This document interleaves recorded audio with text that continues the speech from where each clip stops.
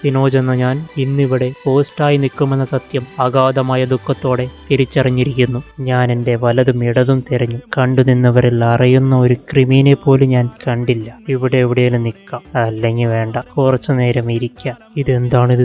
മൊത്തത്തിൽ പോകുകയാണല്ലോ. ടെൻഷൻ ആയതുകൊണ്ടാന്ന് തോന്നുന്നു. Anxiety is my first enemy. അതുകൊണ്ട് ഈ നാറി എപ്പോഴും എൻ്റെ കൂടെ തന്നെ കാണും. ആ അപ്പൂപ്പൻ എന്നെയല്ലേ നോക്കുന്നത്? അപ്പൂപ്പൻ പുഞ്ചിരിക്കുന്നു. Hi bro. അത് ശരി, ഇവിടെ അല്ലേ? ഇന്ന് മോഞ്ചിഫിക്കേഷൻ അറ്റ് പീക്ക് ലെവലാണല്ലോ ദൈവമേ. എന്നാലും കല്യാണച്ചെറുക്കനെ സമ്മതിക്കണം.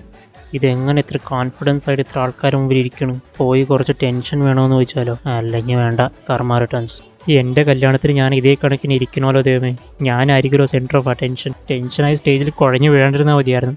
അല്ലെങ്കിൽ വല്ല രജിസ്റ്റർ മാരേജ് ചെയ്താലോ? ഫുഡൊക്കെ വല്ല പാർസൽ അയക്കാം. കുറച്ചു നേരം മണിയറെ പോയി കലവരെ പോയി നിൽക്കാം. വല്ല ഉപ്പോ ഗ്ലാസ്സോ വിളമ്പാൻ തന്നാലോ? അങ്ങനെയും കുറച്ച് ടൈം പാസ് ആവട്ടെ. ചേട്ടാ, ഞാൻ ഉപ്പും ഗ്ലാസ്സൊക്കെ വിളമ്പൂട്ടോ. എൻ്റെ മൈൻഡ് വൈസ് ആർക്കും കേൾക്കുന്നില്ല. ആരും മൈൻഡ് പോലും ചെയ്യുന്നില്ലല്ലോ. അല്ലെങ്കിൽ വേണ്ട, വല്ല ബിരിയാണി ചെമ്പെടുത്ത് വിളമ്പാൻ പറഞ്ഞാലോ? ആറ പോവേ, വേറെ വഴിയില്ല.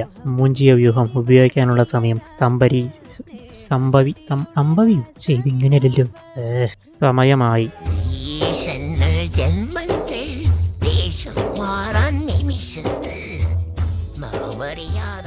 നേരവും പോണില്ല കോപ്പ്.